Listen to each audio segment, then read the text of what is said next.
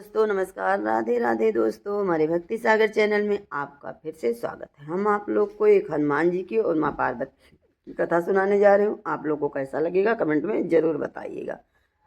चलिए सुनाते हैं हनुमान जी की कथा। एक बार पार्वती जी ने शंकर जी से कहा, भगवान आपने इस भक्त को कैलाश आने से रोक दीजिए, वरना किसी दिन मैं इसे अग्नि में भस्म कर दूंगी। यह जब भी आता है मैं बहुत असहज हो जाती हूँ।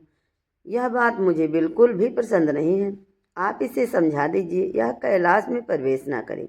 शिव जी भी जानते थे कि पार्वती सिर्फ उनके वरदान की मर्यादा रखने के लिए रावण को कुछ नहीं कहती है।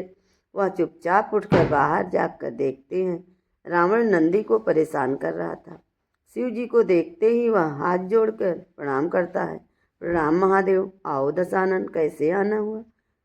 मैं तो बस आपके दर्शन करने के लिए आया था महादेव। आखिर महादेव ने उसे समझाना शुरू किया, देखो रावण, तुम्हारा यहाँ आना पार्वती को बिल्कुल भी पसंद नहीं है, इसीलिए तुम यहाँ मत आया करो।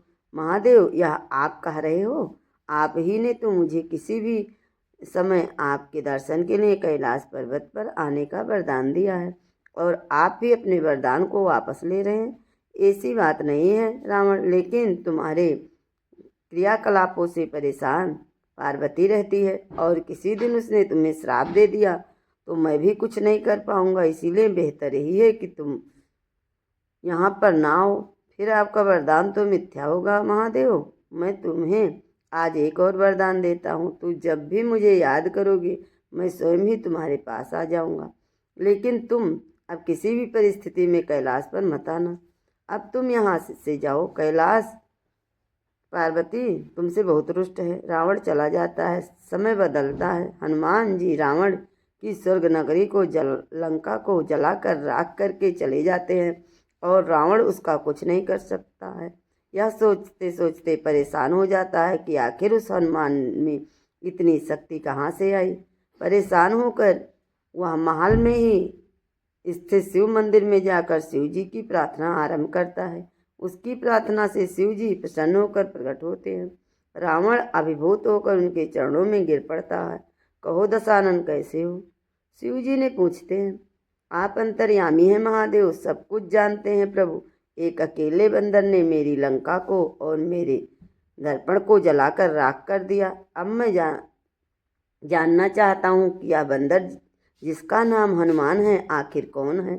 और प्रभु, उसकी पूंछ तो और भी ज़्यादा शक्तिशाली थी। किस तरह सहजता से मेरी लंका को जला दिया? मुझे बताइए कि यह हनुमान कौन है? शिव जी मुस्कुराते हुए रावण की बात सुनते रहे, और फिर बताते हैं कि रावण, यह हनुमान और कोई नहीं, मेरा ही रुद्र अवतार है। विष्णु ने जब यह निश्चय किया कि वे पृथ्वी पर अवतार लेंगे और माता लक्ष्मी भी साथ ही अवतरित होंगी, तो मेरी इच्छा हुई कि मैं भी उनकी लीलाओं का साक्षी बनूं। और जब मैंने यह अपना निश्चय पार्वती को बताया तो वह हट कर बैठी कि मैं भी साथ ही रहूंगी, लेकिन यह समझ नहीं आया कि उसे इस लीला में किस तरह भागीदार बनाया जाए। तब सभी देवताओं ने मिलकर मुझे यह मार्ग बताया, आप तो बंदर बन जाइए और शक्ति स्वरूपा पार्वती जी आपकी पूंछ के रूप में आपके साथ रहें, तभी आप दोनों साथ रह सकते हैं। और उसी अनुरूप मैंने हनुमान के रूप में जन्म लेकर राम जी की सेवा का व्रत रख लिया, और शक्ति रूपा पार्वती ने पूंछ के रूप में और उसकी सेवा के फलस्वरूप तुम्हारी लंका का दहन किया। अब सुनो रावण, तुम्हारे उद्धार का समय आ गया है। अंत श्री राम के हाथों तुम्हारा उद्धार होगा। मेरा परामर्श है कि तुम युद्ध के लिए सबसे अंत में प्रस्तुत होना, जिससे कि तुम्हारा समस्त राक्षस परिवार भगवान श्री राम के हाथों से मोक्ष को प्राप्त करे और तुम सभी का उद्धार हो जाए। रावण की सारी परिस्थितियों का ज्ञात होता है, और उस अद्भुत वह युद्ध की तैयारी करता है। अपने पूरे परिवार को राम जी के समक्ष युद्ध के लिए पहले भेजता है, और सबसे अंत में स्वयं मोक्ष को प्राप्त होता है। तो दोस्तों, वीडियो कैसी लगी, ये कहानी आपको कैसी लगी कमेंट में ज़रूर बताइएगा, और कमेंट बॉक्स में हर हर महादेव, जय बजरंगबली ज़रूर लिखिएगा।